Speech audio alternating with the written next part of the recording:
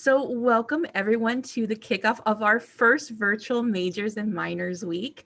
We're really excited. It's going to be 3 days really filled with really wonderful conversations with our alumnus. We're really fortunate. Shout out to Alumni Affairs, Dr. Mary Kay Cooper for helping and just being a complete rock star with us. Oh, you're welcome. You're welcome. Also, we will be joined by academic advising within this session too. So just in case anyone may have any questions on it, Megan Torres is actually our representative from our academic advising area. So again, if anybody does have questions, please feel free to leave in a chat. We will leave some time for some questions for that at the end of this. So we are kicking off day one where we're launching with our communications and languages career cluster. So really these are students or again, alumni who've actually graduated with the degrees within those components, so such as our communications majors and English. So right off the bat, just some housekeeping. Again, to kind of help with the sound quality, we are going to ask that everybody mute if you are not speaking at that time. I will be doing the same on my handy dandy headset. Also, make sure to go ahead and put in your questions in the chat box. Again, there will be time later on that if you do feel more comfortable unmuting, we will certainly permit that. And then also, again, we are recording this. So the nice thing is that this video will be accessible on our Tamusa Maze YouTube channel, and we should get it up within the next 24 hours. So say there's something you missed, again, go ahead, look back at the replay. We're really excited to have these conversations early on. So I'm joined by some pretty dynamic alumni here. So our first alumnus is Jorlendita. I know you as Tiffany. I can't help it, Tiffany. Like, I remember you just being phenomenal on our campus and just making such a wave in everything that you did. So I'm so glad you're here again. I remember you when you were here. So hey. Thank you. You are an alumnus of the 2018 communications class. And again, if you're at Rutgers, which is really awesome. I actually saw a couple of your videos for your instruction. So it looks like you're a PhD student now. Nice, very cool. So we'll get to you in just a bit so we can talk about a little bit more what that journey looked like for you.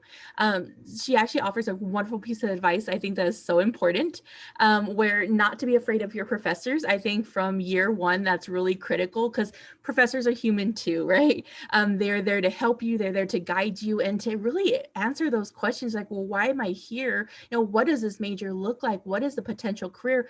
A professor can certainly do that. So thank you for bringing that as a piece of advice. I think it's so important. And then Caitie Garza, who's also an alumnus of our 2016 class for communications. Caitie is actually a part of the Jaguar family here, in which she works in our IT services area. And then Caitie also offers some really sound advice, just being really open and exploring different interests through your different literacy genres, and just keeping an open mind, which also I think is so important because the journey you may have started with may change throughout your academic career as you're taking new coursework and finding maybe those new academic interests that you can certainly maybe spin into a career, being open to that. And also I love the fact that you mentioned time management, Caitie. So shout out for that, especially for all of our first year seminar students who've just gone through a lot of time management courses. So that's a skill that we were teaching you for a reason, because we want you to also use that not only as a student, but even as a working professional down the way.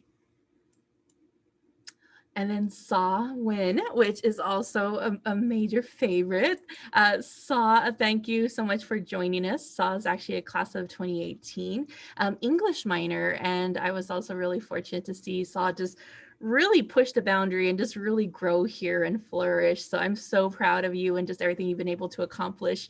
And also thank you for offering a piece of advice, making sure that they understand, hey, year one, it's all about exploration. It's a really exciting time, but also I think that being patient with yourself, very important, being kind to yourself during this journey and knowing that there are going to be kind of moments of learning and being okay with that and recognizing that, very, very cool. So thank you, Saw, for that wonderful advice.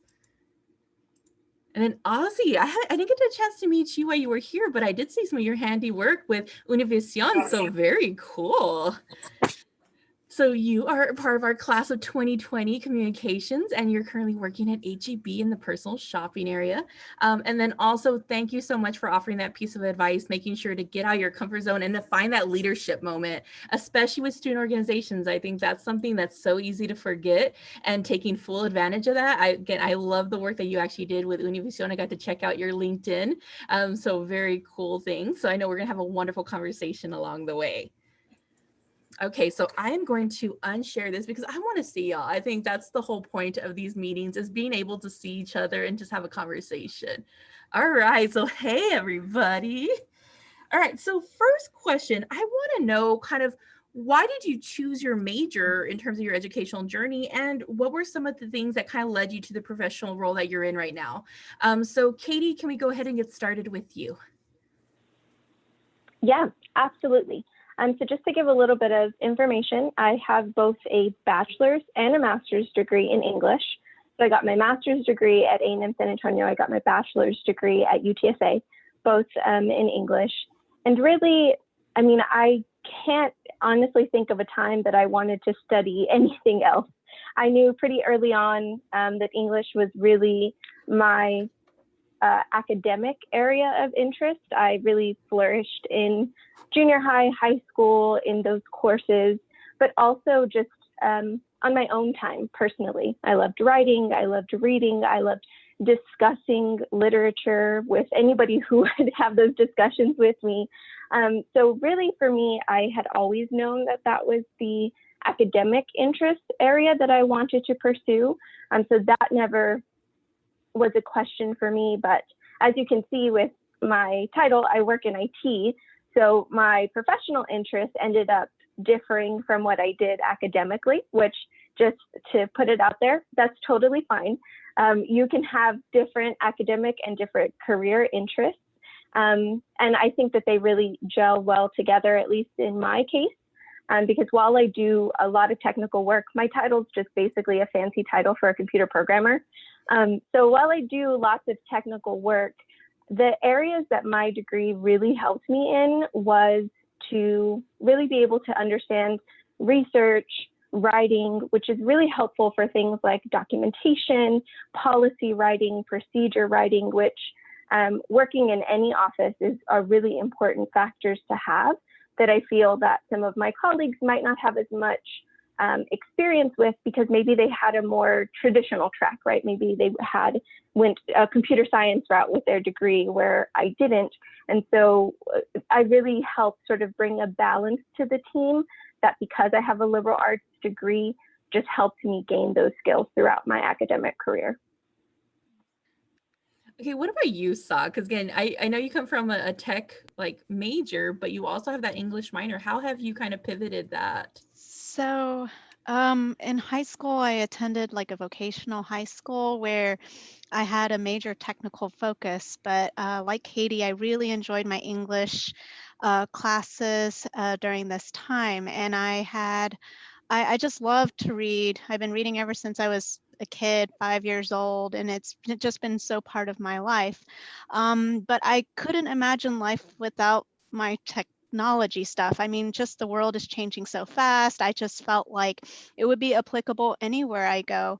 And I think it'd just be very versatile. So I currently a technical writer in a cybersecurity firm, so it just really gels together my writing, analytical research side, and also the technical side, where I have to understand a lot of the industry landscape and understand what new technologies are out there, what is everyone else is doing, so it helps me be aware of what's going on. So that's a little bit about me in a nutshell. It just combined two of my passions, and that's where I'm at today. Nice. What about you, Ozzy? Can you tell us a little bit about kind of what your educational goals were and how they complement what your professional track is now? Hi, yeah, so I actually started at Palo Alto back in 2013. I started as a business major, and I thought I knew that I really wanted to go into business, but I guess a few years after taking a few classes, I decided to change my major in 2016 to communications, and I fell in love with it. I really liked the classes. I really liked the whole overall, areas you can get into in communications. So currently right now, after graduating, I'm gonna be doing a little bit of freelancing for the San Antonio Herald. So that's kind of my future future thing I want to do. So hopefully that happens. And then right now I'm just working at HEB doing curbside. and I like it. It's fun. I'm actually doing a project right now with HEB. So because I do know a lot about videography, right now I'm working on a video project where I interviewed a few partners that started as temps during COVID, and I just interviewed them and asked them questions, and I'm making a little video of it. So hopefully that goes well. So I'm just trying to get myself busy, with projects, after getting out of school, trying to transition from being a student to, I guess, an adult. I mean, I guess it just feels weird. It feels like I'm still a student, but I'm not a student anymore. So it's exciting, but right now with everything happening, it's a little nerve wracking. But I'm doing all right though. That's really exciting though, the freelance. And then kudos to you for HEB. I mean, HEB really has been such a change agent during this Mhm. COVID period. They really have been so community focused. So thank you for all your work on that. So Tiffany, what I want to know, I want to know again, what has this journey been? Because again, I remember those conversations where you were like, I'm looking after a bachelor's. What has this been like for you? And then what is the goal after graduation? I have so much gratitude to ending up at A&M San Antonio. I was the very non-traditional of all non-traditionals that came in 2016. I'm a military spouse, so I had been to 5 different colleges. I had an associate's degree. I was transferring credits everywhere, and really, I just wanted to be done. It was kind of one of those things like I've started all this, and let's see what I can go into that would kind of spark something that was of interest. So I wanted to be a PR agent. Dr. Polito was in the department, and she still is. And I was like, I could do that. I could be a PR agent. I love to talk. I could do those things. And so I ended up in comm. It was one of the best decisions I made because while I'm still in communications, I'm not in communications in the way that it's taught as the degree is, the undergraduate degree at Tamusa. So I minored in psychology while I was there, and communications was my major. And while I was in communications, there was a class taught by Dr. Brian Brantley, who is still there, who it was theories of communication. And what I realized in that was I wasn't really interested in doing the communication. I was more interested in finding out the reasons why and how behind the communication. And I realized that I really wanted to research a lot more. I didn't want to be a reporter. I didn't want to be on the front lines. But all of those skills have helped me. So I didn't want to do those things, but I knew I wanted to do something else. So I ended up kind of partnering up with him. That was why my advice was to be in your professor's office, because I took up space in the chair in his office that should have been my chair, because anytime he was in there, I was in there, trying to find a direction or where I should be going, because I knew I wanted something, but I didn't understand where it was. So I ended up going to Texas State to major in communication without the S, to do that exact theory work that I wanted to do. But while I was there, I realized that I still had an interest in like that PR aspect, or really helping organizations, because that's what PR agents do. So when I got my master's degree as well, I got a certificate in corporate organization and training, to learn how to train organization on communication-based factors. If there's a PR crisis and the company is taking care of it, then in the back end, I am able to go into an organization and create trainings that can help a crisis from not happening again, especially if it's something from within. And then while I was there, I decided that I wanted to be a Dr. Brantley myself. So I applied to Rutgers, and I am here doing, right now I'm a research assistant and a teaching assistant, as well as a PhD student.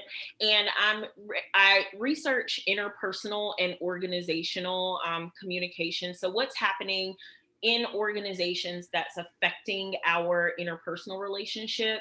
And I use a theory called relational turbulence theory that just kind of looks like how we're uncertain in our relationships and how that turbulence affects our relationships. So honestly, I've kind of come full circle because I still use all the skills from my undergraduate degree, writing articles for newspapers, things like that, that I got. So those core communication skills, I still use, and I'm able to actually give a lot of that to my students as well as I teach. Very cool. Again, so proud of you. So awesome job. I'm ready for when you walk that stage. I want to know for each of you also, how has the time that you spent here as an undergrad at A&M San Antonio, how did it prepare you for this next journey in your life?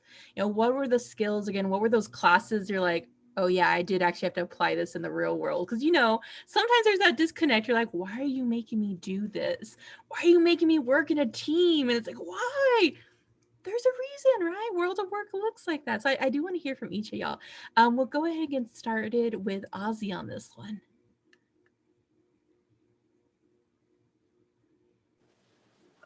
All right, so you know, looking back at some classes that I did take, I remember I took a public relations class, and actually, you know, doing that class, you had to like really come up with like a strategy to like run a business, like as in a PR standpoint.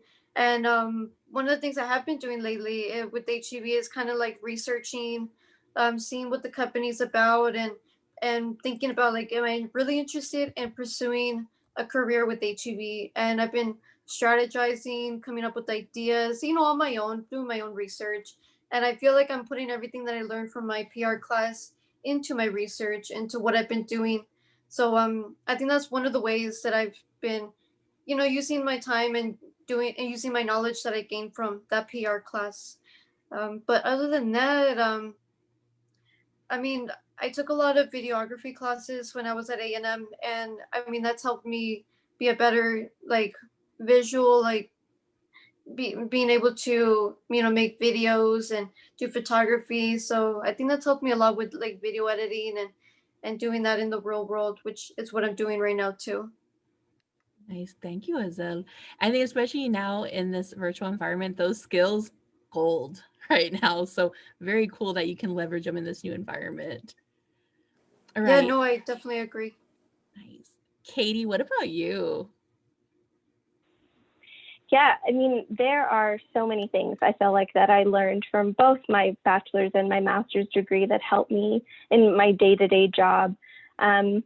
Just a couple that really stand out for me. First is doing like research for writing your papers, right? So like English majors, a lot of times we are, you know, reading novels, reading theory, applying our own ideas, and then you have to back up those ideas. You can't just say, you know, this, you know, author is saying this about LGBTQ communities without having backup for that. And I really feel like in my role, a lot of the time I'm troubleshooting. I'm researching something that I have never done before, trying to fix a system or trying to do something for customers that we're doing brand new, nobody's ever done before. And I really take those research and analytical skills that I gained from doing things like writing papers, reading academic articles, knowing what sources are reputable and what are not. You'd be surprised how often that actually comes into play, knowing what I find online and what I can trust and what I cannot trust to help me in my day-to-day job. And then also working in a team, of course. I can say from personal experience, I always kind of dreaded group projects. I'm much more an independent worker, but the truth is that no matter what job you have in the future, you will be working on a team. There will be times when you're working on independently, absolutely, but a lot more often, you'll probably be working with one or more coworkers on a project, and understanding how to be a team player and how to wear different hats at different times. Sometimes you have to be the leader. Sometimes you need to be the follower and just do specific tasks. I really gained those skills in both my bachelor's and master's degree, understanding how to be a team player, understanding the ebb and flow of different teams, and how to assess and know when is it time for me to step up, or when is it time for me to let my colleagues step up and I be a support person instead. I felt like I really learned all of those skills there, as well as another thing that I think is just invaluable that has really led me to be where I am is I learned a lot of leadership skills from my degree. I had a lot of opportunities to lead teams, lead projects. If any of you are interested in a master's degree in English, a lot of it is leading class discussion, being the person to lead the discussion for your group, coming up with questions, asking everybody, you know, around the table what they think, and facilitating conversations. And that so easily transitions into a work life where you're often leading meetings. You're not just attending the meeting, taking notes. You are the leader in that meeting. You're driving the conversation. You're meeting the customer's needs. And I think while it seems so different, maybe what you're doing in the classroom to what you expect to do in your work life, I've seen like a really easy transition and flow because I had the opportunity to learn those skills in my degree. I had the opportunity to be a leader, you know, lead meetings, understand what that looks like. And let's be honest, make mistakes, learn, grow, so that by the time I was in my professional career, I had a lot more confidence in being able to take on that role, which has really helped me get to where I am today and get promotions and advocate for myself. You would be really surprised how so many of those skills that you learn just getting a degree, going to class every day, the kind of things that you think like, oh, why do I have to do this? Actually build those skills and confidence into you to make you a really strong professional when you're ready for the workforce. Thank you for bringing that out. Because yeah, I would say probably some of my strongest colleagues that I've ever worked with have been English and comm, especially for that writing ability and to articulate a message really effectively when I'm like, I overthought it so much. How did you just do that on a grant proposal? Like, no problem. I'm like, what? So a lot of credit to them. All right, Tiffany, what would you say to this? God, I would have to agree with Ozzy on that PR class because that was an experience. And again, with Caitie as well, that teamwork, having to work together as a team and pull together and really be able to find each other's strengths and weaknesses and balance each other out to make sure you're successful in your end product. Because at the end of the day, whether it's in class or it's in your real life, your job is to make sure that whatever your end goal is, that you're successful in accomplishing it with your team members, or if you're working by yourself. I would say another class was, now this is, if I'm not mistaken, JAG Tracks 4 for portfolio development, where you're doing your portfolio. But in the communication degree, before I graduate, I think I was in the very last class where it was kind of just a class that was offered for us. So learning how to create my portfolio as something that would make me marketable when I go out, what to include, how to do a digital portfolio, website design, how to create a website for myself or even for others to help them out. And I think one of the main classes that helped me the most is my senior seminar class, because in communication, we had the option of either doing an internship or doing your senior seminar where you're working on a research project. And that was where I learned how to do research. So how do I find a problem? How do I hypothesize that problem clearly? And all the writing skills and things that we learned, how to be concise and clear writers and how to really find these true sources that are real sources and academic sources, and how to see myself as an academic. So that class very much so gave me clarity on my direction that I'm in now. And still some of the things that I learned in that class, I keep a sheet on how we started learning how to do statistics.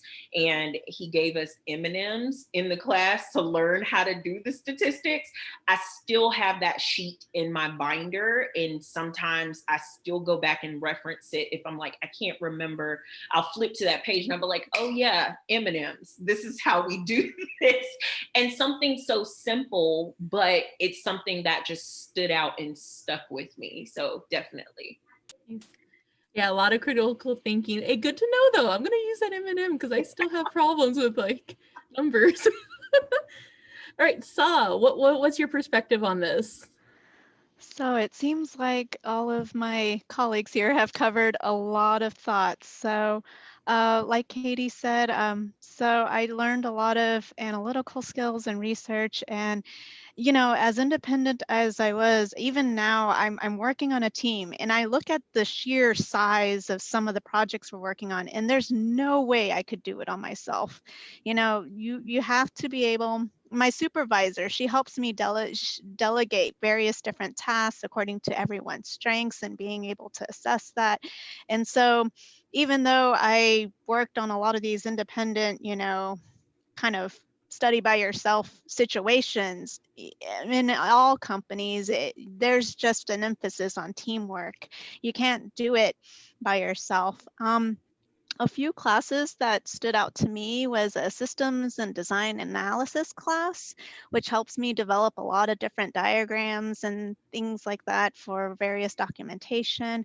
My project leadership classes, those were really helpful in assessing just the different types of work styles that students or just my coworkers have, being able to delegate like the proper amount of time according to how their schedule and how they approach their own problems. I also took a class with Dr. Vanaha. I'm not sure if he's still there, but I remember I remember a lot of classmates really dreaded doing the research projects for those, where and I loved it. This is like one of my favorite courses, where he had us like analyze and do some research on various different types of professionals and their salary ranges and stuff. And that helps me with the business development side and helping my supervisor with our business development projects. And whenever we're, you know, reaching out to other prospective workers and things like that. And so all these little projects, I don't think I would have had the confidence to pursue. And you kind of saw me at the beginning, Clarissa, where I was just very timid. And I think that a lot of the organizations that I was a part of, even Tiffany's Spanish course, and just being more culturally aware of things, and just really helped me just reach out into further horizons that I wouldn't have had pre-college. You know, there's a lot of things that I don't think I would have been able to do today in my career and in my satisfying career that I couldn't have done without a college life. Like, it would have been very difficult to do the work that I do today without that preparation that I had. So it was a very great investment. So Yeah, I mean, college, I think we all probably, all of y'all probably came in with a very set mindset of what the college experience would look like.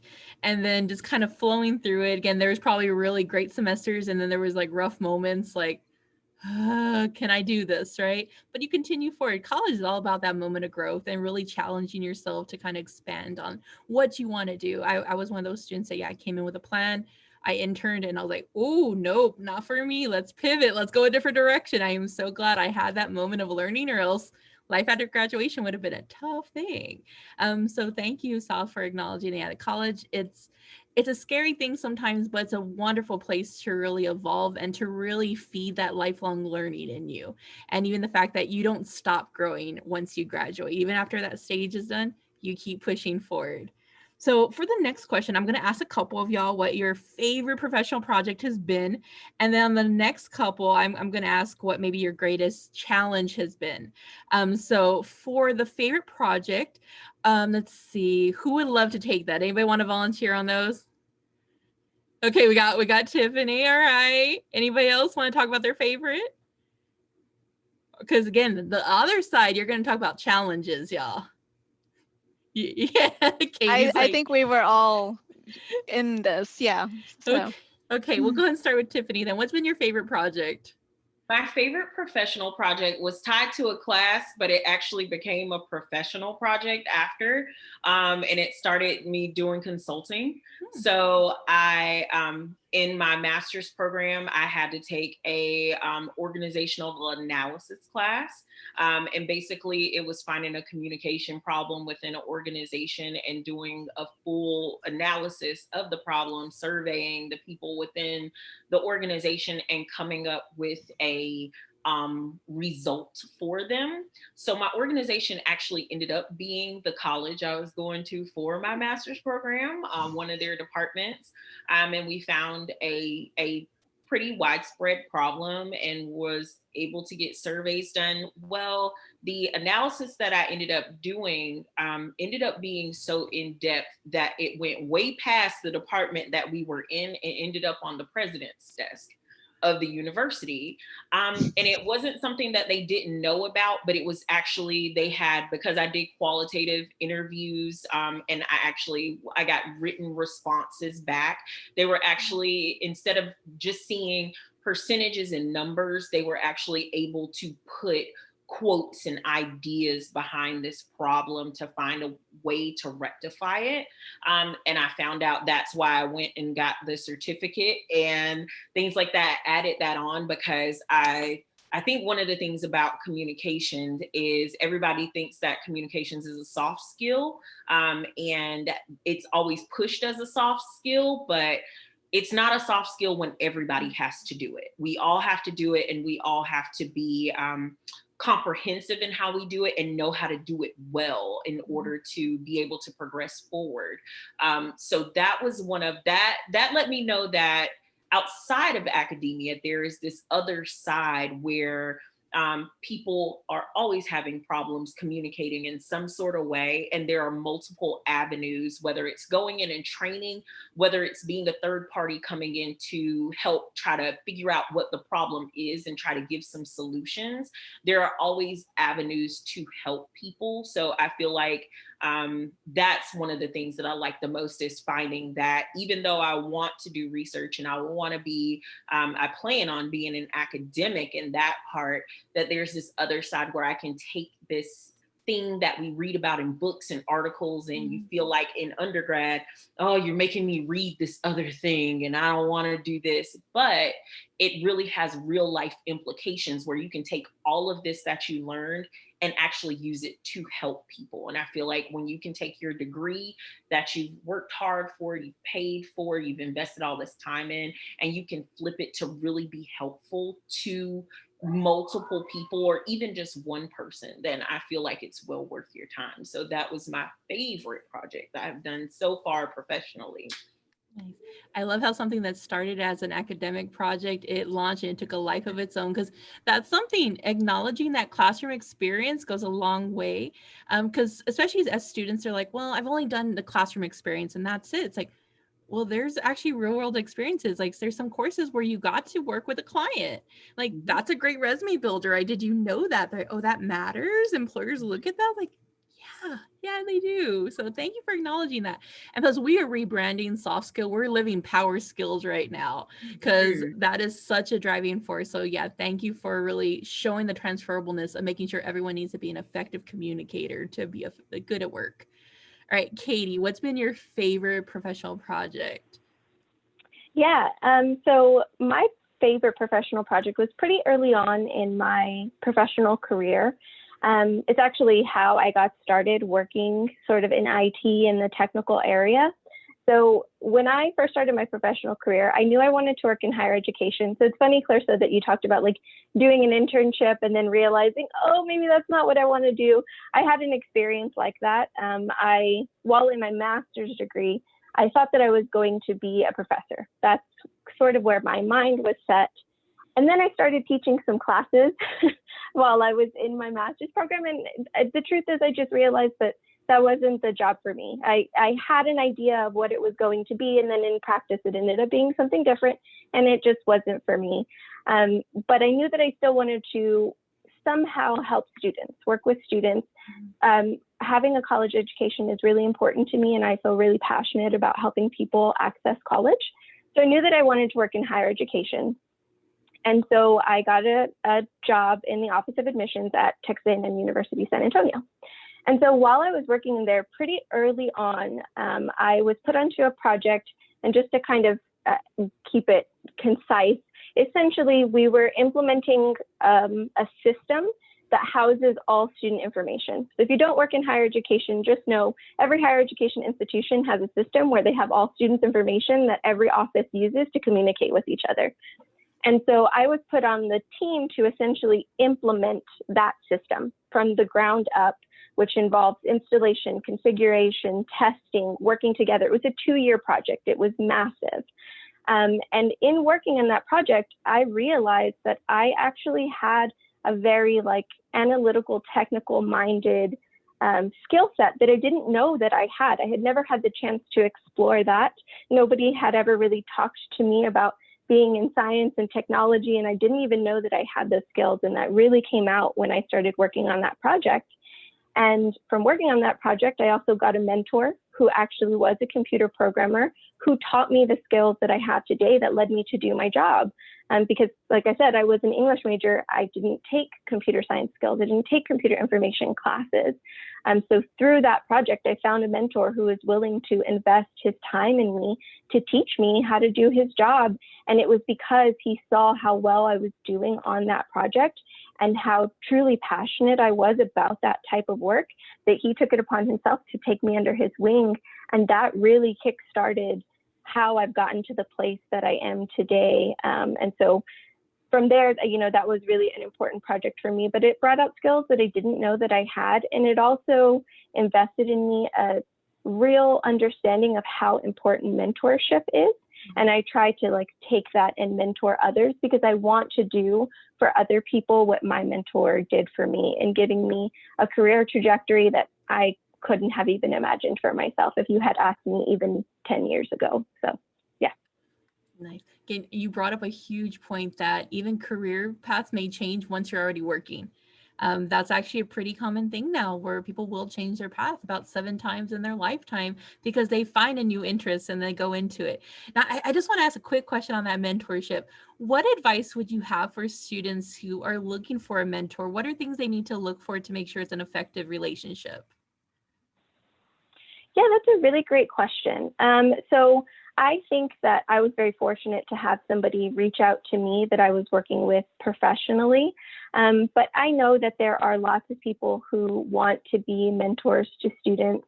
I'm sure that if they go to the Mays Center, they can help them find mentors and contacts to work with people. But I think what's really important is understanding that the mentorship relationship, it's not exactly like a teacher. It's not the same thing as like a professor. It's a different type of relationship where it's sort of a give and take, right? Like I always tell people when I mentor people, I learn just as much from them as they do from me. And really understanding that your mentor is investing their time in you, probably outside of their professional lives, investing their own personal time. This is something that they're doing just to help you. They're not getting paid for it. Like there's no involvement there.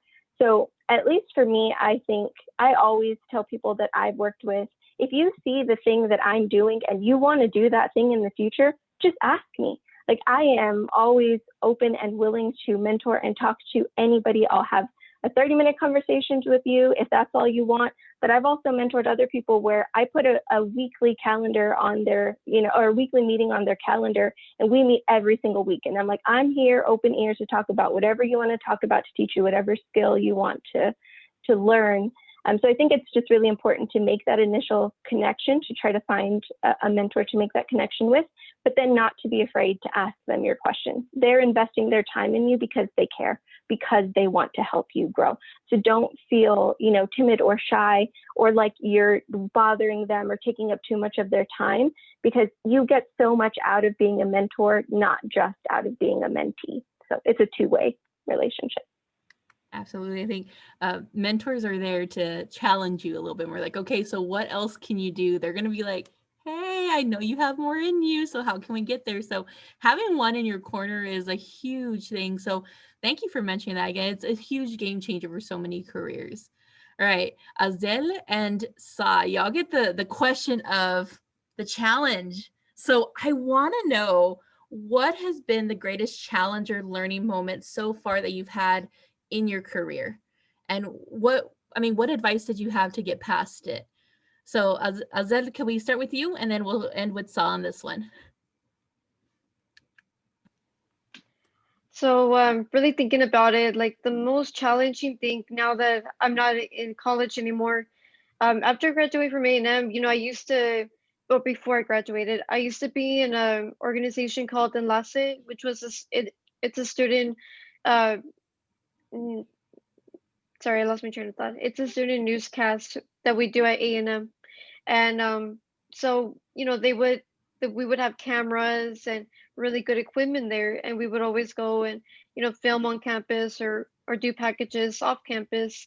And I guess one of the challenges now that I'm just trying to get more into videography is having not having those equipment anymore, like using my own personal equipment, trying to figure out, you know, audio, the visuals and all that good stuff to make a really good package or even just like a regular video, like the one I'm doing at HEB. So I guess I would consider the project that I'm doing at HEB my first professional project outside of after graduating.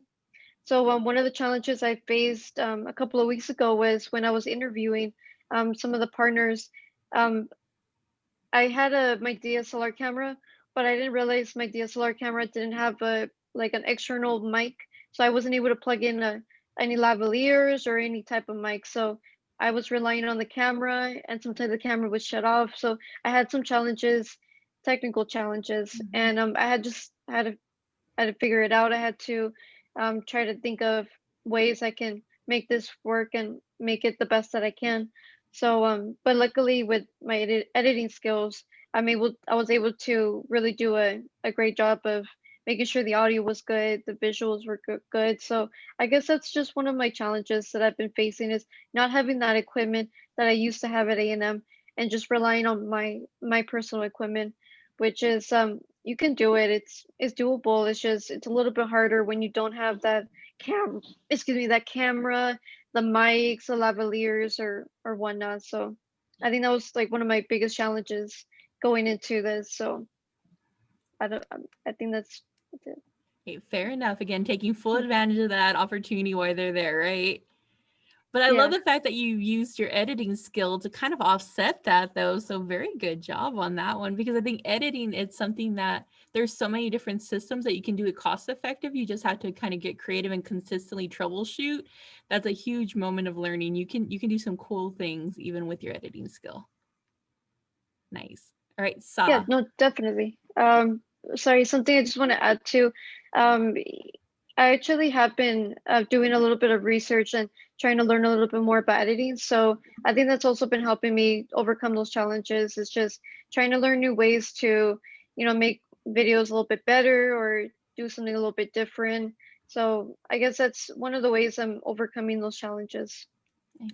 What have you been using to learn? Because I think that's also a question that some students may have. They're like, well, I have to learn Final Cut Pro or I have to learn like Adobe, like Creative Suite. Where do they go to do that? Like, what have you been using to learn that?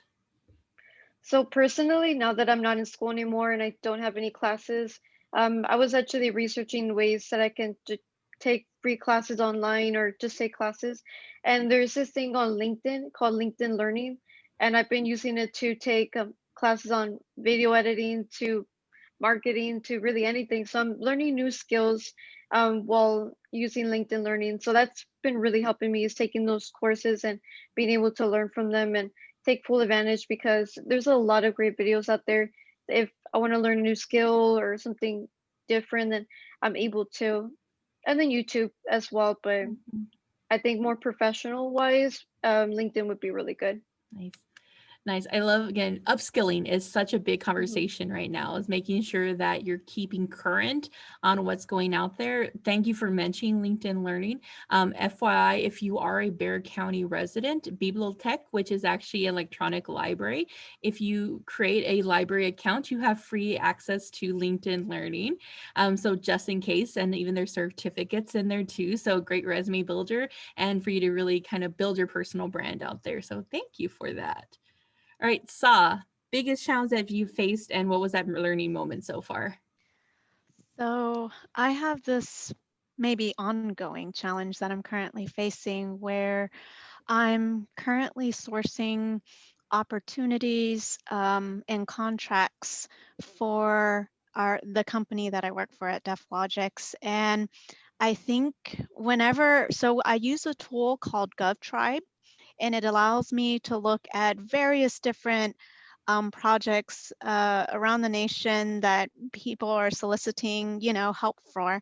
And I'm currently looking through there. And whenever I'm opening up some of these documents, as far as the requirement goes, it can be anywhere from 10 pages to 50 pages. And I'm kind of combing through all this stuff. And it's getting to the point where I know the key things to look for, but sometimes it's contractual things that I'm unfamiliar with that I am currently like kind of upping my skill on, learning a lot about the proposal process and learning about key different compliances and regulations, and also learning about uh, the rest of my teammates and employees, what they're capable of to handle these particular projects, kind of like finding a good match for kind of the work that they do. And so it's sometimes I feel like I'm onto something, I show it to my supervisor, and it'll be one tiny little thing that can throw everything off and the wrench. And so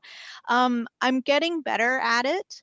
But sometimes there's just little things like that. And so I'm constantly reading up on new Department of Defense, like compliance and regulations and things like that, but also interviewing my coworkers more, trying to talk to them and squeeze in time to get to know like what kind of projects are they currently working on, what kind of skills are they using on this particular project, just getting to know them more. And so I'm in a sense kind of like a technical liaison, communicating with all these various different departments to kind of get a bigger picture for just the right fit for things. And that's my thing. And it's constantly changing and priorities are always changing. So you have to be very adaptable.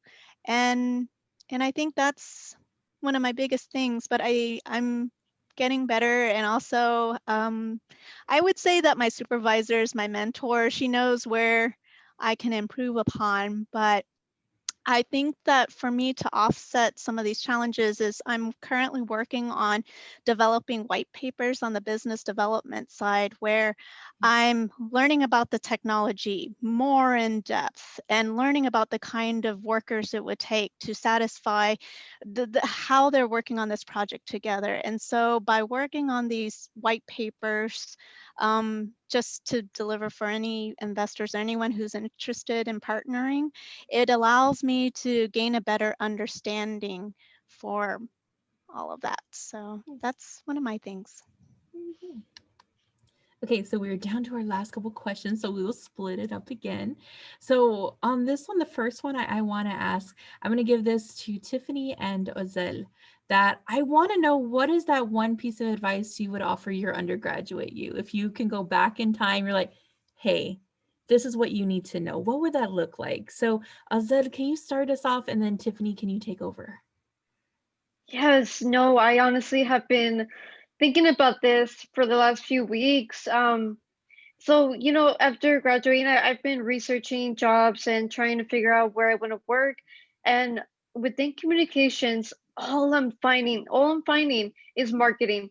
Nothing but marketing jobs in San Antonio. Well, I mean, if you want to move out of state, there's probably other jobs in communications, but within communications, like journalism, all I'm finding is just marketing, marketing, marketing. And looking back, sadly, I never took a marketing class. I was never a business minor. And I guess in communications, I was never like mandatory to take a marketing class. So I never got that opportunity. And now that I'm looking back, I'm thinking, man, I really wish I would have been maybe a business minor because I was a English minor. And I loved it and everything. I loved reading books and poetry and just literature. But honestly, thinking about it, I really wish I would have taken at least some business courses as a minor, especially in marketing, because that's honestly um, like a lot of jobs right now require at least some kind of marketing experience or knowledge. So, and that's why LinkedIn Learning has been helping me a lot too, because I'm taking some courses in that subject. So, but that's actually one of the things I wish I can go back and maybe redo my minor or do something a little bit different. But yeah, that's one of the things that I think I would go back and change. Okay. Thank you for that. Yeah, I think digital marketing, there's a ton of certificate programs out there. Again, hey, if you ever need a conversation with our team, Gabe Vallantes is actually on the line. He serves as a career advisor for the College of Arts and Science, in which we not only work with current students, but also our alumni and how they can leverage their degrees, because that's a big one. I mean, I totally understand where you're like, oh, how can I get in the creative side? There's actually some really great networking groups. I'm hoping also we can kind of open that up in a bit. What are some student organizations or professional associations y'all would recommend for students to kind of explore a little bit? So thank you for that insight, though. I really much appreciate it. I think being strategic about that minor, I think Megan from the academic advising teams, like she probably had that conversation a few times with students, you know, how can you be mindful of that? Because those extra classes can complement your major very easily. All right, so Tiffany, okay, we're back in time. We're back in that freshman, sophomore year. What are we telling you? To take Dr. Matson's words very literally, to be audacious. The definition of that is to show a willingness to take surprisingly bold risks. Take the easy classes, but take the hard classes. Take the classes that terrify you the most.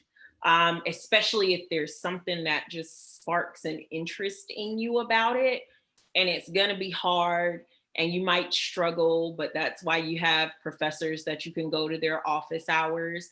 But don't be afraid to be bold in your desire. I feel like a lot of times we feel like we see this degree plan and it's like, we have to take these steps, and what did everybody else do? And they did this, so I have to follow the path that they took and do it exactly how they did it. And that's not what it is. It is college. Those first 2 years are you getting your core stuff down. Like you're taking all your maths, your science, the dance class that you really don't want to take, but you got to take yoga because you need PE class, all that stuff. And you're just like, let me razzle dazzle the schedule up, right? But when you start getting into your core of your field and you find, yeah, this is my niche. I feel this, I want to do this.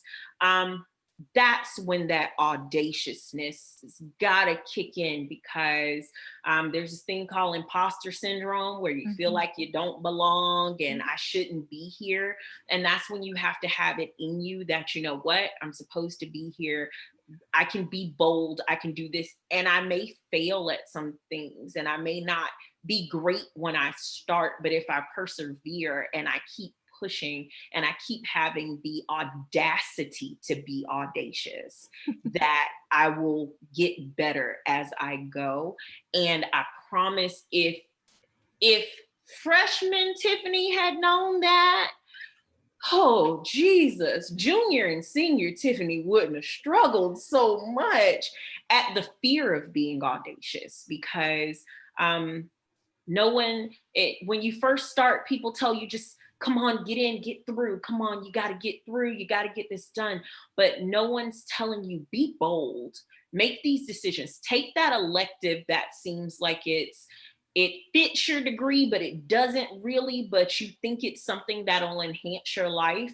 If it'll help you graduate and you think it'll help you in the future, then take the class and talk to the professor. I can't stress enough talking to the professors and reading their CVs, which seems like a crazy task to say. But the one thing that I like about the state of Texas is professors are required to put their CVs up. So you can go to any college's website and kind of read what they do, where they came from, and get this background information, and then go take a class with them and be like, your research is in. Professors like nothing more than to talk about what they do.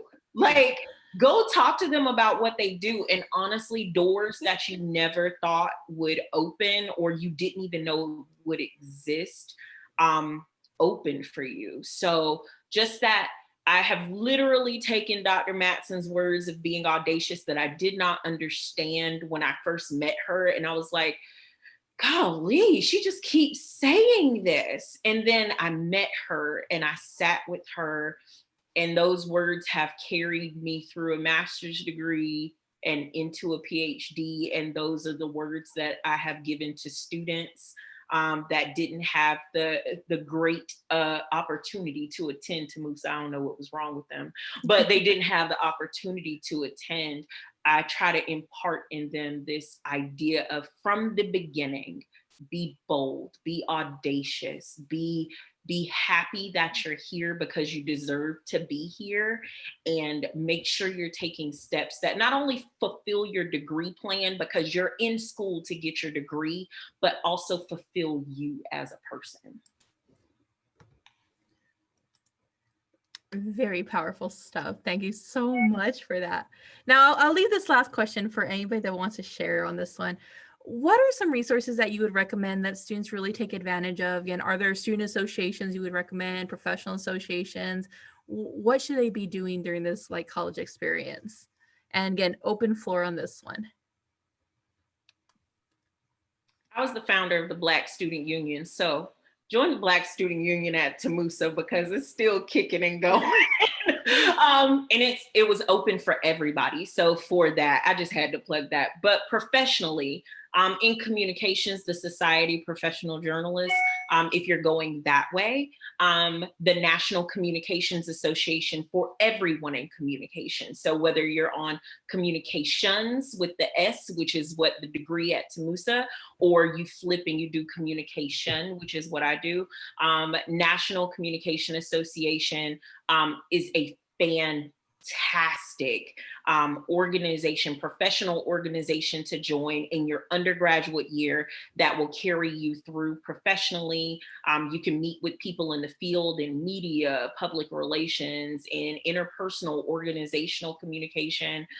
You can connect if you decide that academia is your path with other academics. And it's just a good resource for finding, especially in communication, the articles that speak to what we do. So if you're trying to, even in undergrad, write a paper or something like that, you can go to that website. If you're not quite sure, one, get to know your reference librarian for your subject area because they will save your life when you need it the most. I was in the library all the time.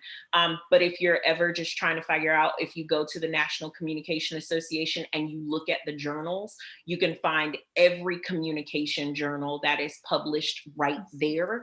And that way, you know, when you're getting onto the Tamusa Library website and you're looking in EBSCO and you're trying to find these articles, you know exactly what journals you're looking for to kind of fulfill your needs. So definitely main one is national. We have sub like Eastern Communication Association and Southern and all of these that a bunch of the professors there go to these conferences. So Dr. Brantley is on the, I think he's like an organizer for the Southern Communication Association conference. But national is our big one, and definitely one that if you're in communication and it's something you plan on doing for a while, that you should be a part of. Nice. Any others that y'all would recommend for students?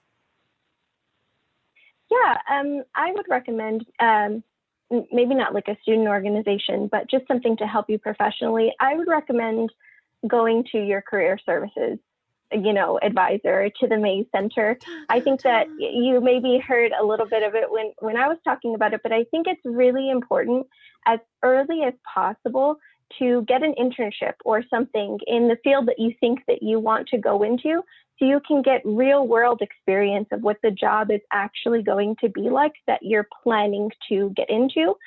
Because of course it gives you a better understanding of what you're actually going to be doing post-college. But the other thing that it does is it gets you experience.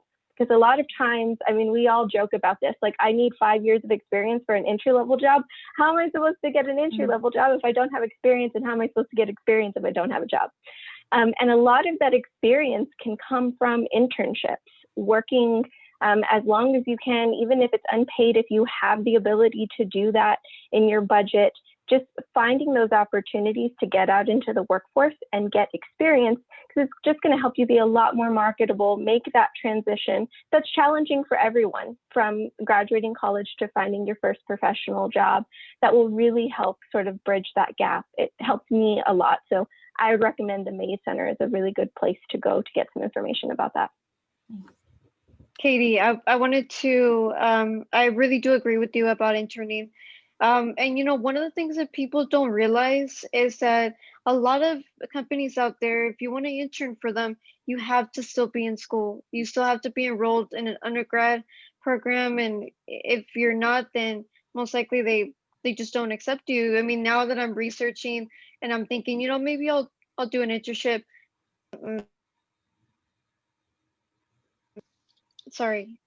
They don't really want um, graduates most of the time. They usually want people that are still in school and still doing their majors. So I recommend right now, if you're still in school, to do internships. Try to look to see what you like and what's out there. And yes, the May Center Career Center is the perfect place to go. Especially, okay, so right now virtual internships are a thing. So if you know, hey, I can't go physically somewhere, I can fit them into my schedule, take advantage of that. All right, so we'll end off with Saw. So I had a few ideas. So I was part of some business fraternities, but I guess there is a business club on campus that can allow you to network with a lot of, they're from other businesses, and it allows you to get to know your community and ecosystem better. And a lot of times whenever I was taking a lot of courses, I would also like augment that with some supplemental stuff with like Linda, which is kind of like LinkedIn Learning. You can also get a free account with Bibliotech, or sometimes I would take like writing workshops at the library. They offer a lot of different things on Meetup, CodeUp, Cisco. And there's a Society of Technical Communication. That's also a really great resource for anybody who might be interested in exploring. But yes, the Career Services Center, I learned so much from there about effective communication, about leadership. They even have the wardrobe. We did a fashion show just to promote it, and that was just a lot of fun. So if you guys need some clothes and stuff for interviews, that's a place to go. So. And so I thank y'all all for your time. I know I appreciate you taking this time out of your day. I'm sure everybody's schedules are very busy. And so appreciate the knowledge you shared and what we can share with students. Megan, thank you so much for representing academic advising. So students, if you do have questions, and now if you're like, okay, I've learned a little bit more about the English and communications degree, stop by academic advising, see what the coursework looks like, and see if that's a path you want to do. Again, it happens where sometimes majors are changed, but we want to make sure you understand the full scope of the degree you've declared, because a lot of times they say English. They're like, well, I can only go to grad school or can become a teacher. Did you know there's this whole other range that you can do? You can work in business, you can work in human resources, you can work in technical writing. Like, oh my goodness, these actually exist. Yeah, maybe some supplemental work needs to happen. Maybe those professional associations need to come into play, or those minors. We'd rather have the conversation now versus I'm about to graduate in a week. What do I do? We want to prevent that. So thank y'all so much again for your time and your effort today. Students, these are your alumnus. These are the ones that have, again, been in these classrooms, and they are success stories of all the wonderful things that you can do with a degree here from A&M San Antonio.